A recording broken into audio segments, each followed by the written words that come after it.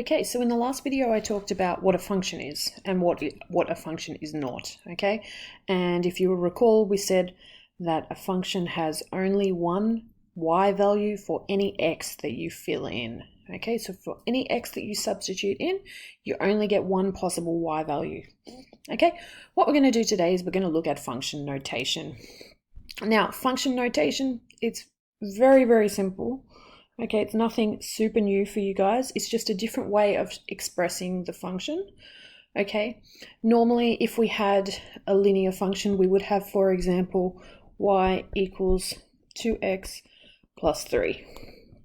Okay, in function notation, in place of the y, we use something different. So typically what we would use is fx equals 2x plus 3. So this just means a function of x, all right?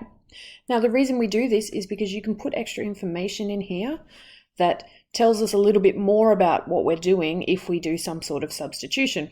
For example, if I want to know the y-intercept, okay, we know we can just calculate it by looking at the plus 3.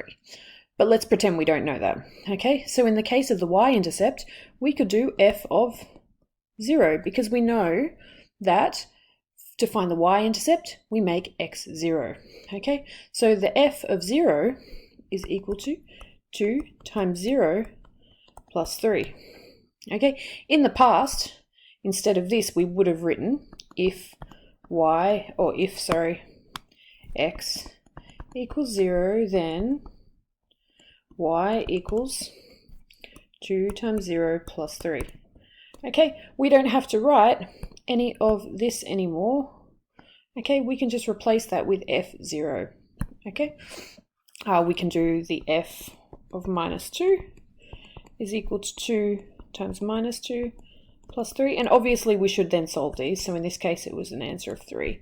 In this case, we get 2 times minus 2, which is minus 4 plus 3, which equals minus 1. All right, this is it. Function notation doesn't get any harder. Typically we use f.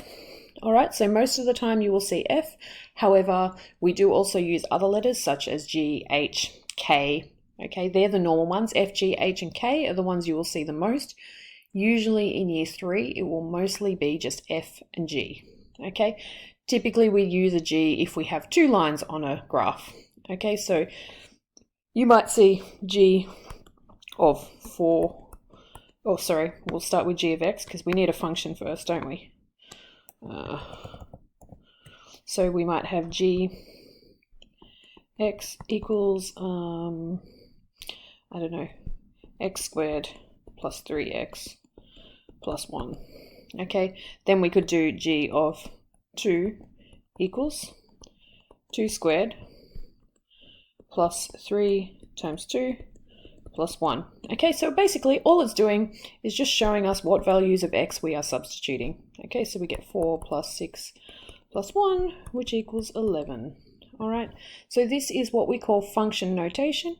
Essentially, all you are doing is replacing your y, what you would normally use as y, we replace it with fx, and the x just tells you what variable is in the function. Okay, and once you substitute, you replace that x with whatever number you substitute in. Okay, that's it.